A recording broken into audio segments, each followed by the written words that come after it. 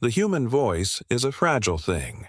It's just air, shaped by muscle and intent, a vibration that travels and then is gone. But sometimes, a single utterance, a few syllables gasped in the final, desperate hours of a life, can become an echo that outlasts the person who spoke it. It can bend the course of justice, shatter a family, and force an entire nation to stare into the darkest corners of its own soul. This is the story of one such voice, a young man's frantic, last-ditch plea, and the teacher who heard it, a woman whose own words, spoken years later, would tear down a wall of lies and change history. Our story begins not with a crime, but with a boy. Cameron Todd Willingham was a child of the American West, born in Oklahoma, his life shaped by the dust and hardscrabble realities of Ardmore. He was a charmer, with a quick, lopsided smile and a rebellious streak that ran as deep as the red clay of his home state. He loved heavy metal, the louder the better. Bands like Black Sabbath and Pantera, whose furious chords seemed to scream the frustrations he couldn't articulate. To his friends, he was Todd, a loyal, if sometimes hot-headed kid, a young man who dreamed of becoming a professional boxer, channeling his raw energy into something disciplined. But those dreams, like so many, faded into the compromises of adulthood. By his mid-20s, he was living in a small, clapboard house in Corsicana, Texas, a town built on the fortunes of oil and fruitcake. He was unemployed. His marriage to Stacy, a woman with weary eyes and a spine of steel, was strained to its limit, and they were struggling to care for their newborn triplets, Amber, Carmen, and Cameron. The morning of December 23, 1991, dawned cold and gray. Stacy had left to run an errand. Todd was home alone with the babies. Just after 10 a.m., a fire, swift and inexplicably violent, erupted in the Willingham house. Neighbors would later describe Todd screaming on the porch, his own body battered as he tried to get back inside, yelling about his babies. The Corsicana Fire Department arrived to a scene from hell, flames chewing through the windows, black smoke choking the daylight. They pulled the triplets from their cribs, but it was too late. The three girls, just 2 months old, were gone. Todd, suffering from minor burns and a deep cut on his head, was taken to the hospital. A man physically injured but psychologically shattered, his world incinerated in a matter of minutes. In the immediate aftermath, the community wrapped its arms around Todd and Stacy. Casseroles appeared on doorsteps, donations were collected. The local paper wrote of a tragic accident that had befallen a young family. But that sympathy was a fleeting thing. Within days, the official narrative began to curdle, shifting from tragedy to suspicion. The arson investigator, a man named Manuel Vasquez, a former Marine with a reputation for unwavering certainty, arrived on the scene. Poking through the ashes with the deputy state fire marshal, Doug Fogg, Vasquez employed the investigative wisdom of the time, a set of beliefs now known to be little more than folklore. He pointed to what he called pore patterns on the floor, the crazed cracking of glass in the windows, and burn marks under the children's crib. To him, these were the undeniable fingerprints of an accelerant. This was no accident, he declared. This was arson.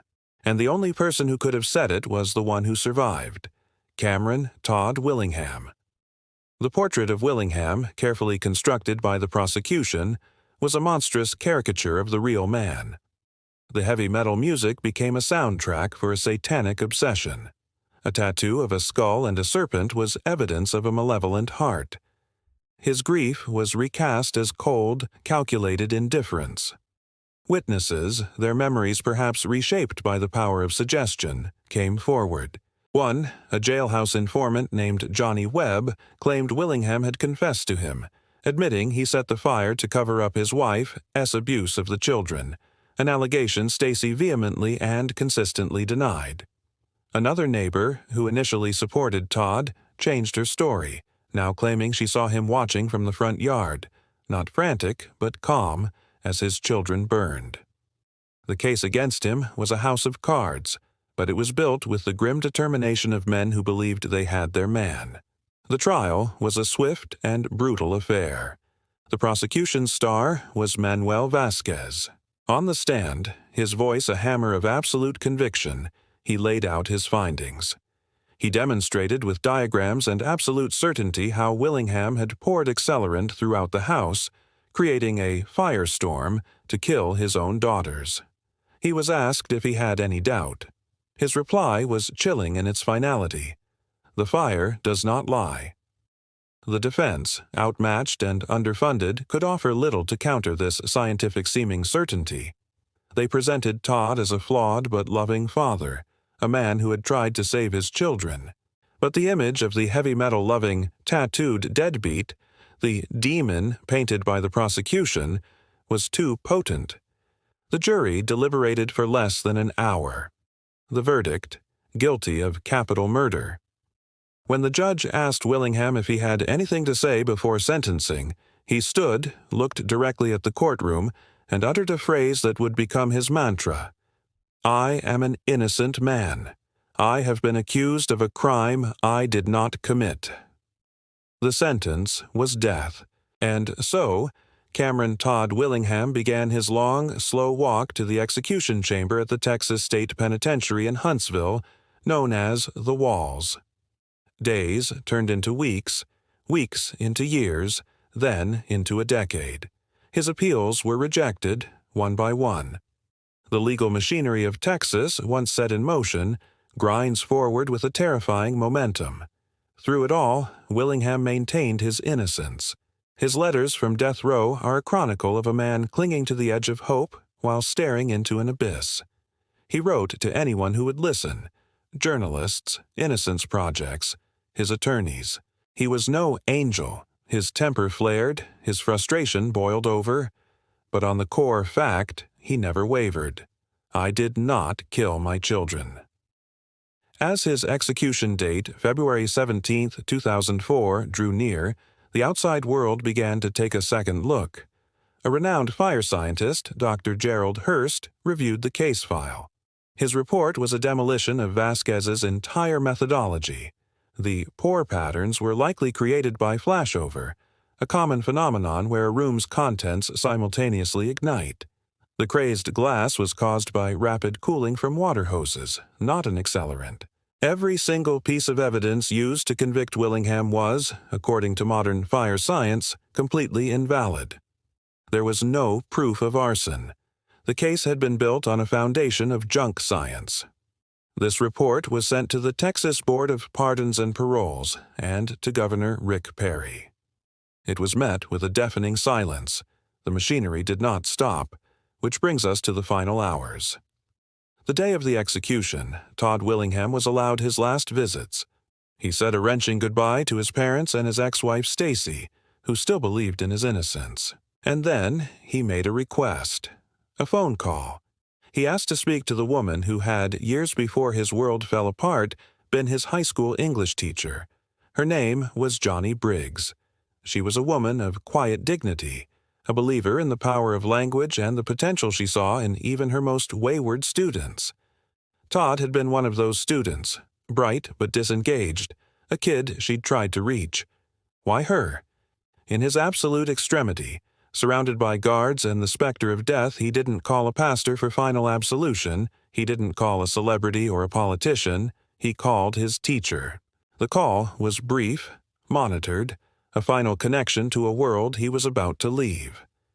We don't know his exact words, but we know their desperate essence. He told her he was about to be executed for a crime he did not commit. He told her he was innocent. And then he was led away. At 6 p.m., Cameron Todd Willingham was strapped to the gurney in the execution chamber. The needles were inserted into his arms. He was offered a final statement. He looked through the glass at the witnesses, his eyes burning with a final, furious intensity. "The only statement I want to make," he said, "is that I am an innocent man, convicted of a crime I did not commit. I have been persecuted for 12 years for something I did not do. From God's dust I came, and to dust I will return, so the earth shall become my throne. I gotta go. Ride on." The warden gave the signal. The lethal cocktail of chemicals began to flow. At 6:20 p.m., Cameron Todd Willingham was pronounced dead. The state of Texas had killed a man for a crime that, according to science, had never even occurred. The story should have ended there. Another name on a long list of the executed, another case filed away. But that phone call to Johnny Briggs had planted a seed. The echo of her former student's voice, so raw and certain in its final declaration, would not leave her. For years, she carried the weight of that conversation. She followed the posthumous investigations, the mounting evidence of his innocence, the state's stubborn refusal to admit a catastrophic error. It ate away at her conscience. Finally, she could remain silent no longer. She contacted journalists and legal advocates, and she agreed to do something she had never done before. She went on the record. She sat down and, with the camera rolling, recounted that final, haunting phone call. Her face, lined with age and the burden of memory, was calm but resolute. She described Todd's voice, not as the voice of a monster, but as the voice of a terrified former student, pleading with the one person he believed might still listen. And then she delivered the line that would change everything, the simple, devastating truth she had held for so long. She said, "I believed him." 3 words. I believed him. From a respected, neutral, and utterly credible source, those 3 words carried more weight than 1,000 scientific reports. They were human, they were personal, and they were damning. They gave the lie to the state's entire narrative. They transformed Todd Willingham from an abstract legal case into a real person, a boy a teacher once knew, a man telling the truth in his final moments on Earth. Her testimony became the emotional cornerstone of a growing movement, a catalyst that forced the case back into the public eye, leading to documentaries, front-page news stories, and a formal judicial inquiry that all but declared Willingham innocent. Johnny Briggs, the soft-spoken English teacher, had spoken her truth, and in doing so, she had handed a sledgehammer to those trying to tear down a grave injustice. The system, however, has a profound resistance to admitting it killed an innocent man. No official pardon has ever been granted. The key players, including Governor Perry, have stood by their actions. But the legacy of the case is undeniable. It exposed the terrifying fallibility of forensic science and the brutal finality of the death penalty. It sparked reforms in fire investigation techniques across the country. And at the very center of it all are 2 voices, locked in a terrible, poignant duet across time. A young man's desperate, final plea from death row, and the quiet, unwavering affirmation of his teacher, who finally answered. It forces us to ask a harrowing question, one that lingers long after the details of the case have faded. In the name of justice, how many times have we heard an innocent man beg for his life and simply looked away?